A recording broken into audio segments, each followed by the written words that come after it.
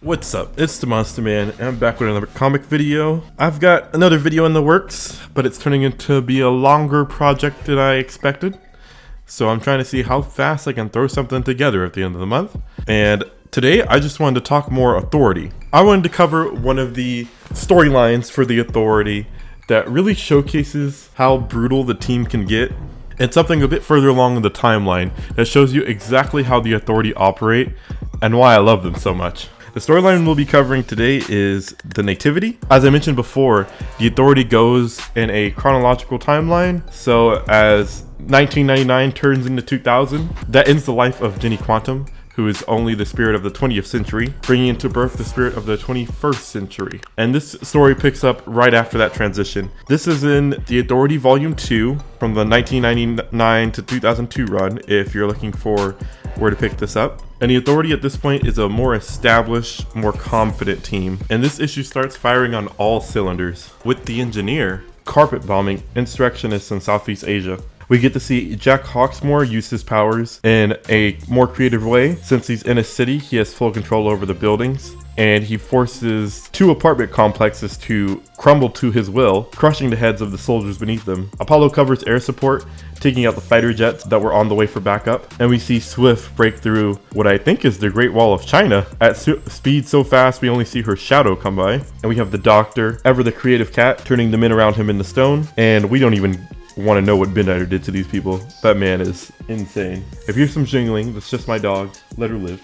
After this brutal display, we follow the Authority as they break into a government building, asking to find who's in charge. In sort of a parody moment of showing how corrupt everyone is, they immediately point to whoever's supposed to be in charge. And the Engineer makes quick work of them for being the scumbags that they are and kills every one of them, except the man in charge. They show this Southeast Asian president the raised homes and dead bodies of the people that he's tortured with his policies. And this man tries to talk his way out of it, saying that he's just a figurehead and somebody else will replace him. But Apollo's not having it and drops the man right into the clutches of the people who hate him, and his fate is sealed by the local people. And this opening segment really shows you how the Authority gets down now.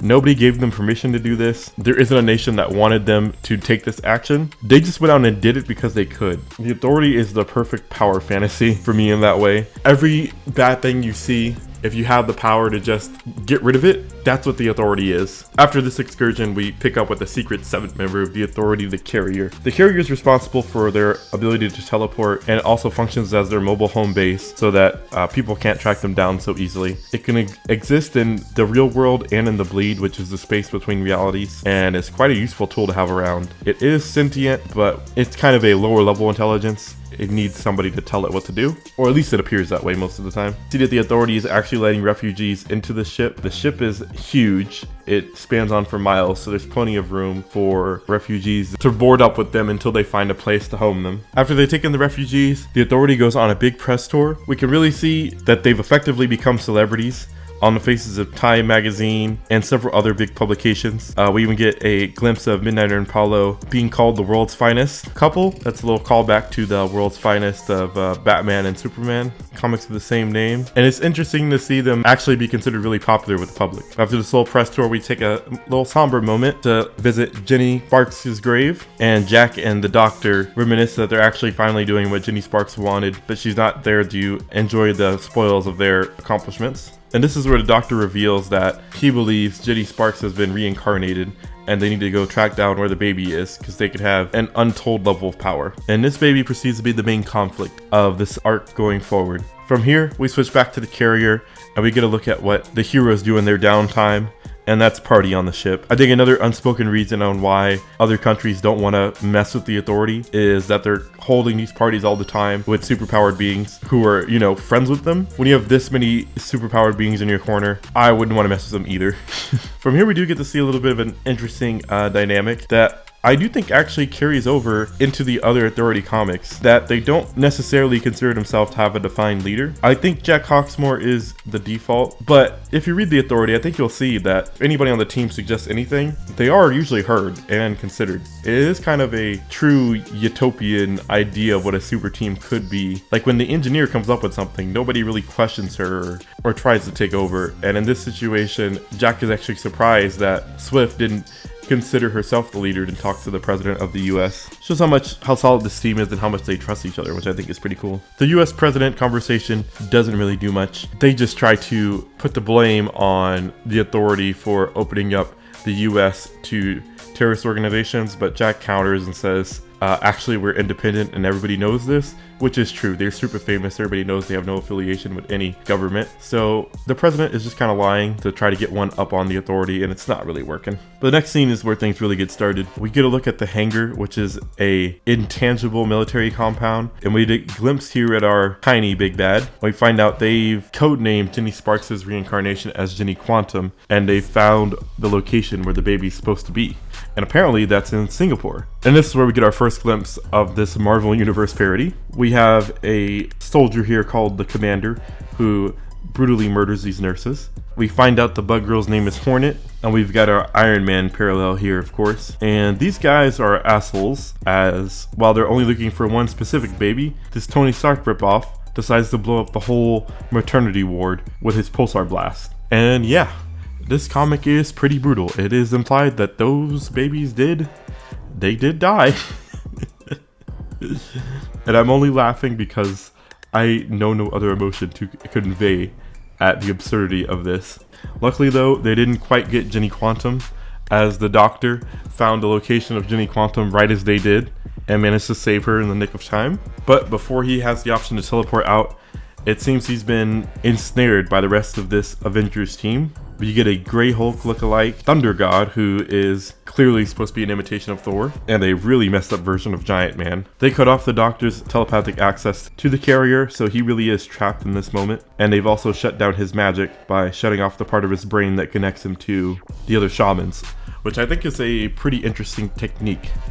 I don't think we've seen that happen too often. Gotta get creative to take out the authority, as we soon will see. In the next issue, Shaman tries to talk the Avengers down, and we see even more of them in the background. We see a Scarlet Witch parody, somebody that looks like a Batman with a gun. I think that's supposed to be Black Panther. And if you're looking closely, you'll see Hawkeye and a Vision robot. In any case, talking the Avengers down fails horribly, and Giant Man tries to throw a plane at the Doctor, who, I remind you, cannot use his powers. And this triggers Jenny Quantum's quantum abilities as she tries to protect herself, which leads to a huge explosion. This explosion gets noticed by the authority in the carrier, and they realize trouble is brewing in Singapore, and they teleport down to the Doctor to help. We found out the explosion took out the Giant Man's legs, as well as it broke the concentration of whoever was stopping the shaman's powers, and he has his abilities back. At that moment, Jack Hawksmoor, Swift, and the engineer burst through a portal as the fight breaks out. Midnighter commits to a sneak attack and kills someone instantly with his staff. We see the shaman quickly take out their version of Scarlet Witch by melting her, and then Apollo quickly bursts through the scene, killing their version of Giant Man. You have to remember though, Apollo isn't as durable as Superman, and they were just on a ship partying and drinking. So Thunder God gets the drop on him with a burst of his lightning and brings Apollo crashing down. But the fight's still barreling on beneath them, as Jack Hawksmoor easily snaps the neck of a Namor lookalike, and Angie tries to save Apollo, but she gets tackled by their little Grey Hulk, who, much like the Hulk, seems to be totally invulnerable to her bullets. And I love this moment because you get to see how effective they are as a super team. All the best super teams always remember to save the civilians, and all the bullet ricochet causes shrapnel from the building to barrel down on the civilians below her. But the shaman's on it, turning all the shrapnel into butterflies, as Swift quickly uses her super speed to get the most vulnerable out of danger. Using telepathy, Hawksmoor gets Angie to calm down and stop asking for help, and allows her to realize that this Hulk allegory needs air to breathe, so Angie takes advantage of that, quickly flying him into the upper atmosphere where there's no oxygen, quickly ends the fight. Unfortunately though, that means nobody was there to catch Apollo, and he gets jumped by the Commander and Thunder God, and everyone's busy so nobody's there to save him. Jack tries to think tactically and tells the shaman to leave the battlefield to protect Jenny Quantum, and the shaman uses his power to walk into the dreamscape to try to hide Jenny there. Unfortunately, the Vision robot is able to match his frequency and enter the dreamscape with him, and the Vision's intangibility catches the Doctor off guard as he's not able to land a punch on him, and gets knocked out as the Vision walks away with Jenny Quantum. Meanwhile, the Midnighter fights Iron Man, or this universe's version of him, and seems to be getting his ass handed to him. But never underestimate Midnighter. His computer is so powerful, it can use talk no jutsu. He completely demoralizes the Iron Man, making him realize his place in the bigger picture, getting him to recognize he's never felt the love of another human being, which gets this soldier to free Midnighter, allowing Midnighter to give the man the hug he always wanted. And in this very rare case, Midnighter doesn't actually kill his enemy and still wins. And this is why I love this character. You never really know what this man is gonna do or how he's gonna get out the situation, but he always does. After Midnighter takes out their Iron Man, the other Avengers retreat, having accomplished their mission. Midnighter worries as he's lost radio telepathy with Apollo, as the doctor comes in and informs them that they failed and they've got Ginny. This brings us into issue 3 of the Nativity, and we see our Avengers team return the child to their secret home base. And our hideous little leader lays out his plan to raise Ginny to believe anything he believes in, to control the fate of the world going forward. We then head back with the Authority, and we see the beaten Apollo in Midnighter's arms on live television. We see the news trying to spin the story on the Authority and make them look like the bad guys, but the Authority's not having it, and they use their full transparency to tell literally everyone in the world exactly what happened, and that Ginny Quantum has been taken by the evil dictators here, or by the evil actors, I should say. And while telling these people, they threaten the politicians with the actual knowledge to release blackmail that they have on them with the logbook of hookers if they don't reveal everything they know about the people who took Ginny Quantum. And it actually works. They get the information they need and head off to a base in the middle of nowhere that has data on where they can find this intangible military base. The engineer is successful in pulling the information they need, and they find out the man pulling the strings is a dyslexic genius known as Jacob Kriegstein. Kriegstein? I don't know. If you know the Authority, you know he's probably dead by the end of it. So I don't know if it matters. And they find the approximate location of the base. The Authority prepares for the takedown, sending Apollo fly around the world, gathering up solar energy for his rematch fight. Much like Superman, he is solar powered, and the more solar energy he has, the more power he does get. The rest of the team head where they think the base is hidden, and they find their new status as the Authority gives them even enough power to make civilians leave their homes, as Jack Hawksmoor cleared out the whole city for this confrontation. With the city cleared out, Kriegstein launches his final gambit, launching an international attack on every city in the world. And this is where we get the Authority taking on multiple Marvel-themed super teams, starting with an X-Men themed team. I can only guess here on some, but on some I can see the parodies pretty clearly. We have a girl who's clearly meant to take after Cyclops, though she does have 2 eyes. A girl in an eye patch, which is clearly meant to be Cable. The big bronze girl seems to be a form of Colossus. The girl in the back with psychic wings looks kind of like Pixie to me, but maybe she's supposed to be like Phoenix? It's unclear. Girl with green hair could easily be Polaris. And the girl on fire could probably be like Sunspot. Blind guy could be Daredevil. I don't know who the black guy could be. Maybe Storm? Maybe the street dude's supposed to be Professor X? I have no clue. It doesn't much matter though, because Midnighter seems to take them all out pretty quickly. In Paris, a group that looks kind of like S.H.I.E.L.D., maybe the Deathlocks? I don't know. I'd be interested to see in the comments if you know who this team is supposed to be a parody of. And Jack Hawksmoor takes out this team using his city controlling powers to trap them all in the cement in the ground, easily killing the whole army of them. In Moscow, we see the Doctor has taken out what looks to me like a parody of the Inhumans team. Big red hair for Medusa, a monstrous looking thing could be that teleporting dog, and maybe the melted person with the pointy thing on their head is supposed to be Black Bolt. But who knows? The next team is a bit more clear. This looks to be a parody of the Defenders, along with the Fantastic Four. So we've got a semi-transparent woman, a guy on fire, a rock monster, Mr. Incredible, a flying dude on a surfboard, that's probably Silver Surfer. A giant guy with a necklace is probably Doctor Strange, because he's in a red cloak. And there's a little baby alien, probably just to throw me off. I don't know who the baby alien's supposed to be. Oh, and there looks to be a little robot, the Fantastic Four's robot. What is that called? Hubby or something? I can't remember. It's implied that the engineer takes this team out, though I don't think we get to see it. The remainder of the Avengers team tries to attack Washington, D.C., but they're intercepted by Apollo, who's ready for his round 2. Meanwhile, while the fighting's going on, Swift walks into the secret base on her own, and with the engineer's help, not only can see the base, but can walk through the front door unharmed. We see the Midnighter is still dealing with the extra forces of the X-Men, as we see even more X-Men parody characters come out of the woodwork, including Angel, Kitty Pryde, Beast, and some others. And we find he hasn't killed most of them because he was setting them up in the perfect position for an airstrike. He killed everyone but the Beast, and the Beast begs Midnighter not to kill him, to tell him he has kids out there somewhere, implying that he's abandoned them, if you didn't get the subtext. And Midnighter's like, they're better off without you. Which, yeah, they are. We meet back with Apollo and DC, who's being dogpiled by just tons of random ass superheroes. And Jack Hawksmoor is a little worried about him, but Apollo assures him that he is ready for that fight and proceeds to burn every superpowered being that's touching him to nothing. He left Thunder God and Commander for last. As Thunder God tries to charge him, Apollo takes him out with one punch, caving his face in. The Commander tries to run, but Apollo just heat visions him with little fanfare, but he only burned him enough to paralyze him.